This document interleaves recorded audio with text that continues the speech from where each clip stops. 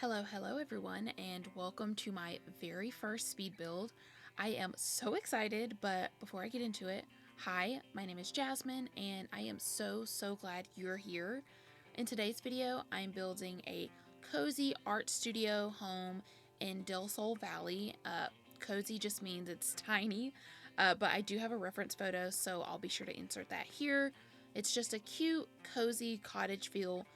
Really loved the planter boxes and the tiny porch. That's what really drew me to this photo.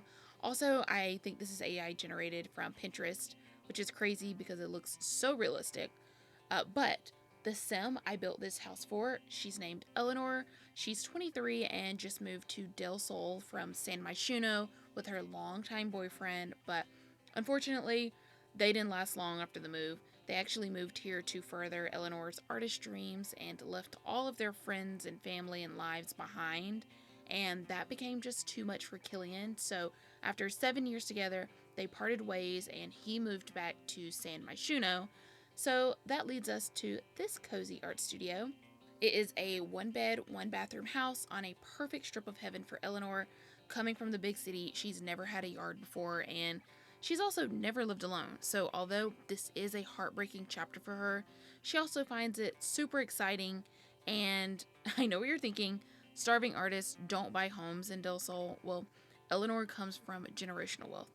Both of her parents died tragically when she was 18, so she inherited a lot of money, and although she still is quote unquote a starving artist because no one knows her name, she's definitely not poor. She still lives very conservatively though, which is why she's in this sweet little 62,000 simoleon home. Her hobbies include painting, drawing, reading, and gardening, in that order specifically, and I wanted this house to really reflect her hobbies as she's in this kind of like getting to know herself, finding herself era as she's newly single. Getting into the build though, it's on a 40 by 30 lot, but can be placed on a smaller lot size if you just remove the landscaping in the backyard behind the fence. And also, Eleanor's style. It's very dark and earthy, but I didn't feel like that home type would fit here in LA, so I decided that she has a strict HOA and they did not allow her to change anything on the exterior. This is how she bought the home. And also, she didn't have time to redo the floors on the inside with the sudden breakup and the quick move, so although she'd prefer them to be dark, real, earthy hardwoods, she's working with what she's got. They're light hardwoods, you'll see them soon. This isn't her forever home, obviously. She did redo everything else that she could for a fresh start, just to make the home feel homey and not so much like LA. Anyways, thanks for listening to the lore. I love making stories for my builds because it just makes them so much more exciting and easier to decorate. It motivates me to get into the game and play. Let me know if this style of speed build interests you, or if you just like to hear about the building process, I can totally give that a try as well. This build is already up on the gallery and can be found with my username iamjasplays.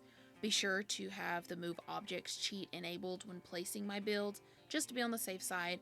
And for those that don't know, you enable move objects by selecting on your keyboard Control, Shift, and C, and then typing in bb.moveObjectsOn. It just allows you to freely place items instead of having them snap to the grid.